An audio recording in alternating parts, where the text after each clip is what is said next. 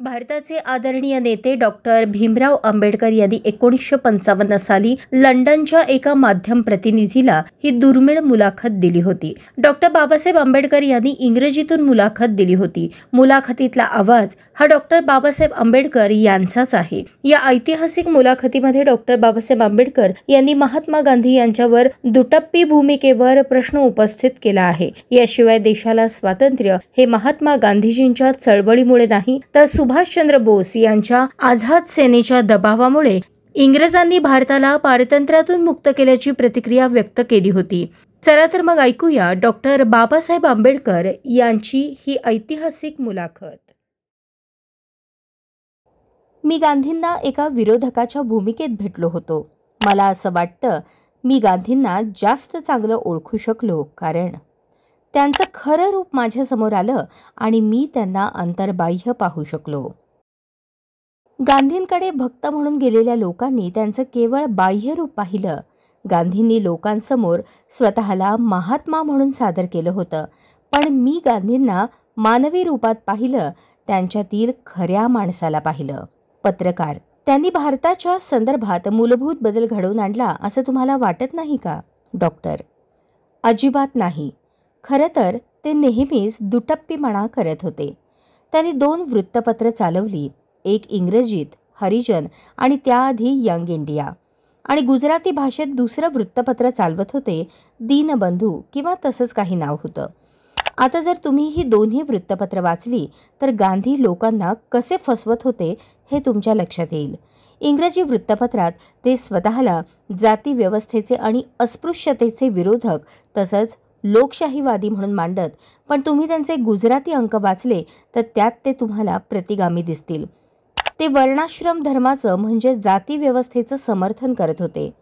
वर्षानुवर्ष भारताची पिछेहाट करणाऱ्या प्रतिगामी विचारांची ते पाठराखण करत होते.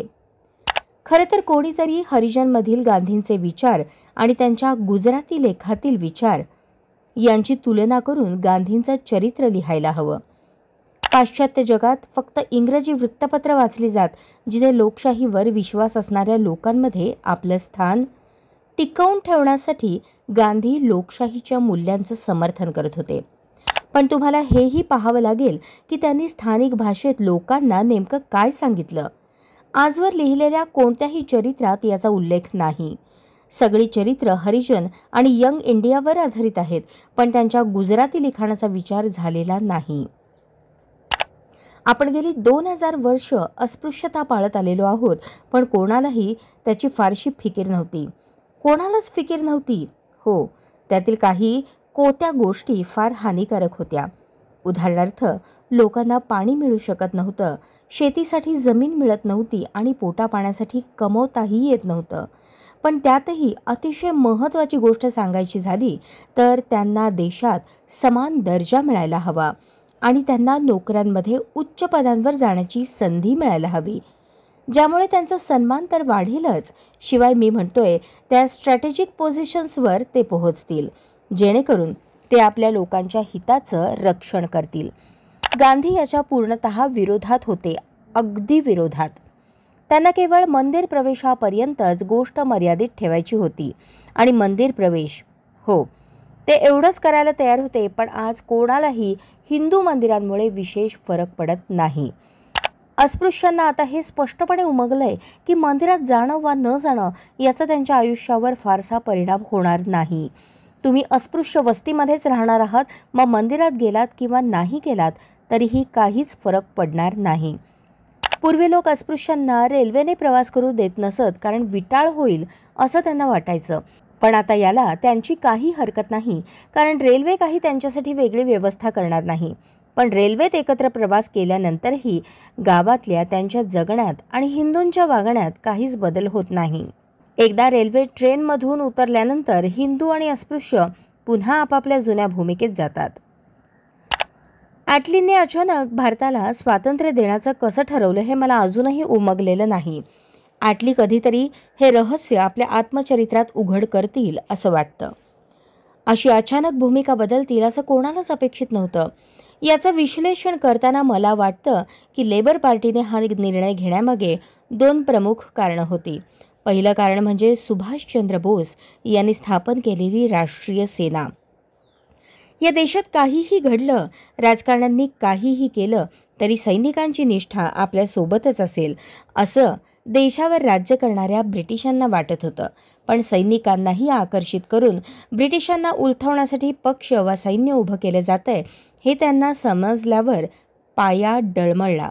भारतावर आता फक्त ब्रिटिश सैन्याच्या मदतीनेच राज्य करता येईल अशा निष्कर्षापर्यंत ब्रिटिश आले असावेत असं मला वाटतं. भारतावरचा ताबा कायम ठेवण्यासाठी पुरेसं सैन्य भारतात पाठवत राहणं शक्य नसल्याचं 1857च्या भारतीय सैन्यांच्या ईस्ट इंडिया कंपनी विरोधातल्या बंडानंतर त्यांच्या लक्षात आलं होतं. दुसरं कारण म्हणजे ब्रिटिश सैनिकांना तातडीने सैन्यातून बाहेर पडायचं होतं. त्यांना सिव्हिल नोकऱ्यांमध्ये जायचं होतं. सैन्य असं टप्प्याटप्प्याने कमी केल्यामुळे प्रचंड रोष निर्माण झाला. कारण ज्यांची सैन्यातून मुक्तता झाली ते आपल्या नोकऱ्या मिळवतील असं सैन्यातून मुक्तता न झालेल्यांना वाटत होतं. त्यांचं भवितव्य काय होतं हे पाहून भारतात पुरेसं ब्रिटिश सैन्य ठेवण्याचा विचार त्यांनी केला नाही. याशिवाय तिसरं कारण म्हणजे भारतातून त्यांना मिळणारं प्रमुख उत्पन्न हे व्यापारातून मिळत होतं. सरकारी नोकऱ्यांच्या पगारातून किंवा सैन्यातून फारसं मिळत नव्हतं. त्या लहान सहान गोष्टी होत्या आणि त्या सोडल्या तरी चालतील, कारण त्याऐवजी अधिक फायद्याच्या गोष्टी जपणं आवश्यक होतं, म्हणजेच व्यापार आणि आर्थिक व्यवहार. कारण भारत स्वतंत्र राहिला किंवा भारताने स्वायत्त दर्जा किंवा त्याहून काही कमी स्वीकारलं तरी व्यापार आणि आर्थिक व्यवहार तसेच सुरू राहणार होते.